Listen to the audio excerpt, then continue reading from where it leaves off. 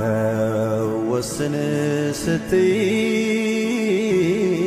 ዛሬ ነገ ያልኩሽ የምትወጂኝ ፍቅሬን ሳትወጂ አስጨከንኩሽ ለዓመታት ልረዳ ሊገባኝ አልቻለ አትጂብኝ ውዴ ያወኩ ሰላም ፋሚሊዎች ናችሁ? ደህና ናችሁ? እኛ ደህና ነን። ቤተሰቦቼ ዛሬ እንግዲህ ተመልሰን መጥተናል። ዛሬ የመጣንበት ምክንያት ምንድን ነው? ያው ለሩታ ቃል ገብቼላት ነበረ ወደዚህ ቤት እንድትገባ ያደረግኳት ማለት ነው። እና ቃል በገባሁት መሰረት ያው እኔ ልብሶቼን ይዤ እወጣለሁኝ ምናምን ነገር ብያታለሁኝ። እና ዛሬም ጠዋት ደውላ ቃልህን አጠፍክ ምናምን ነገር አለችኝ ማለት ነው። እና ቃሌን ማጠፍ ፈልጌ ሳይሆን ምናልባት ወደ ቤት ስትገባ ሀሳብ ከቀየረች ምናምን ነገር ብዬ አስቤ ነበርና እሷ የቀየረችው ሀሳብ የለም። ጠዋት ደውላለች ቃልህን ልታጠፍ ፈልገህ ነው ወይ ምናምን ነገር አለችኝ ማለት ነው። እዚህ የምኖረው እየመሰላት ማለት ነው። እና እኔ ደግሞ ቃሌን ማጠፍ ፈልጌ ሳይሆን እንደነገርኳችሁ ያው በዚህ ሰሞን ሰርፕራይዝ አድርገናታል። እዚህ ቤትም እነ ሲስተር ሰርፕራይዝ እንዲያረጓት ብዙ ነገር አድርጌ ነበርና ያንን ነገር ስታይ ትንሽ ልቧ ምናልባት ሊመለስ ይችላል ወይም ሌላ ራራ ይችላል ብዬ አስቤ ነው ዝም ያልኳት የነበረው። እና እኔ ከአቤል ጋር ነበረ እያደርኩኝ የነበረው የሁለት ሶስት ቀን ማለት ነው። እና ጠዋት ደውላ ግን ምነው ምናምን ነገር ስትለኝ እሺ ብያት መጣሁኝ። እና እንግዲህ ፋሚሊዎቼ ያው ዛሬ ልብሶቼን ይዤ እወጣለሁኝ። በለብሰው ልብስ ብቻ ነው ይዤ የምወጣው፣ ሌላ ነገር አለ ቤት እስከከራይ ድረስ ወይና አቤል ጋር መቆየት እችላለሁ፣ ወይንም ደግሞ ሩምም መቆየት እችላለሁ፣ ሆቴል ማረፍ እችላለሁ። ችግር የለውም። እኔ የእሷን ደስታና የእሷን ሰላም ብቻ ነው የምፈልገው።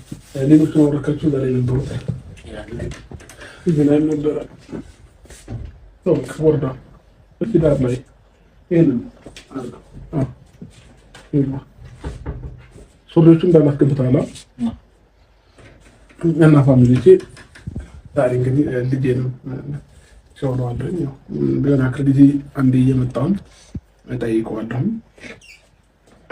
ሌላ ምንም የምፈልገው ነገር የለም። ልብስ ነው። ልብሱንም ያው በሆነ ሻንጣ አድርጌ ያለውን መውሰድ እችላለሁኝ ማለት ነው። እና ፋሚሊዎቻችን ያው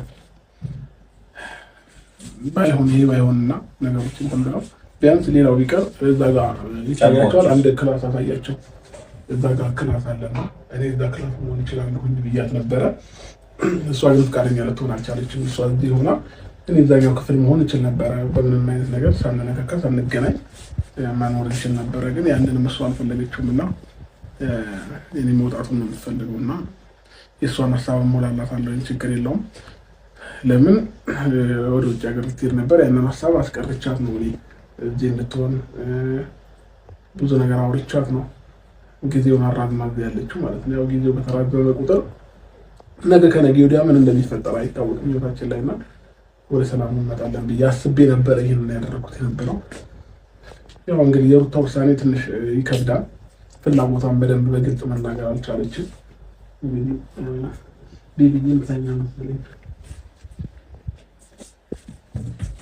ሶሳሌ ላይ ምታኛ ተናለ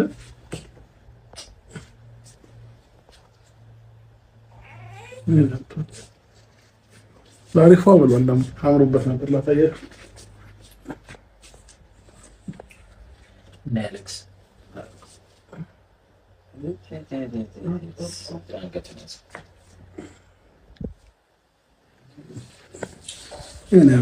ኩልል ያላሽ እንግዲህ መስሏል። እያያችሁ በደንብ ፊት ለፊት አሳይቻችሁ አላውቅም።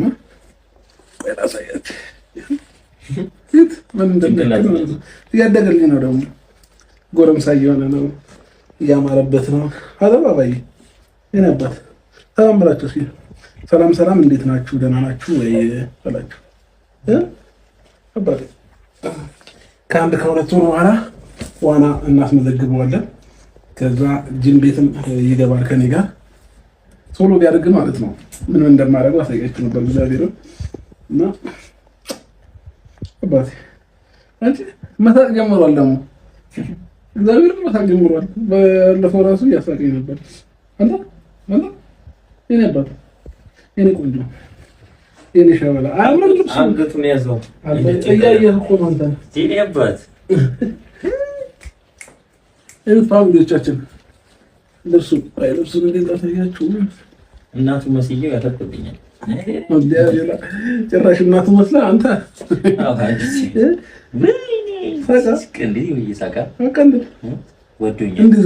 እንዲዞርለት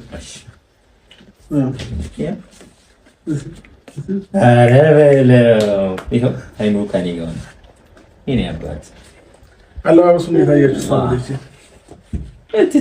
ያምራል። የልጆች ልብስ ግን በጣም ያምራል። አባቴ ትልቅ ልጅ ሆነ አንተ ይዞ ነው ጠላቱ ይሽራል። አባቴ ምን ያባት እና እንግዲህ ፋሚሊዎቻችን ባባዬ ዛሬ አምሮበታል። በራሱ ልክ ልብስ አግኝቼለት ነውና ይሄ እንደምታዩት ገዝቼለት ተዋት ሳለብሰው ልኩ አይሆንም እምር አለበት ማለት ነውና ባባዬንም ቸው ማለት ስላለብኝ ነው የመጣሁት ማለት ነው። አያያዜ ግን እንዴት ነው? ትይበታሉ አንገት ነው የሚያዝ እንደዚህ ጭንቅላት ይያዛል። አዎ ልምዱ ስላለ አንዱ ለሱ ስለወለደ ያላመናቸው አቤል እኮ አንድ 3 ልጅ ይኖረዋል።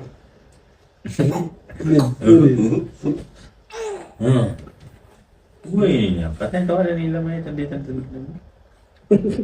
ግራ ጋብተው ነው ማን ነው ያለ ነው በቃ አዲስ ሰው ነበር ብዙ ጊዜ እንተኛል እና እንግዲህ ፋሚሊዎቻችን ባባዬ ከመተኛቱ በፊት ማግኘት ስላለብኝ ነው የመጣሁት የነበረው። እንቅልፍሽ መጣ ሲል አስተኛ ላይ አብርሃም እንዴት ነው ልጅ የሚያዘው?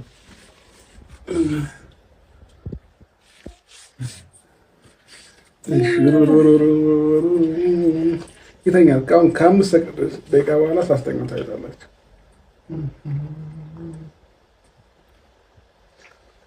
ይተኛል። ሲተኛ ልጅ እንደዚህ ነው። እሺ ለሌላ ጊዜያችሁ ማለት ነው።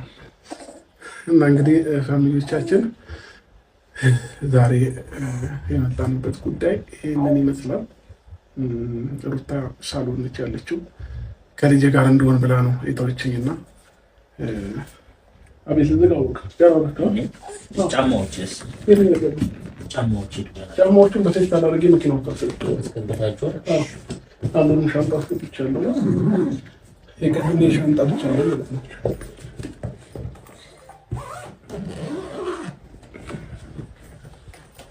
እንግዲህ ባንዶቻችን ልጋያ ላይ አሪፍ ነኝ።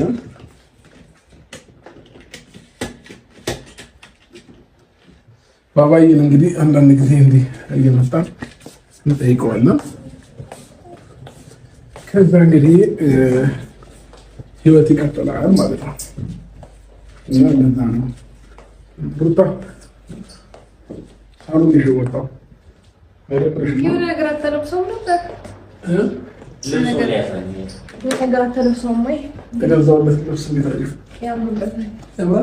አለበስኩት እኮ ግን አጨናንቆታል እኮ። እሺ በደንብ ያዘው አንገቱን። እዚህ ጋር ትከሻው ነው ያዘው።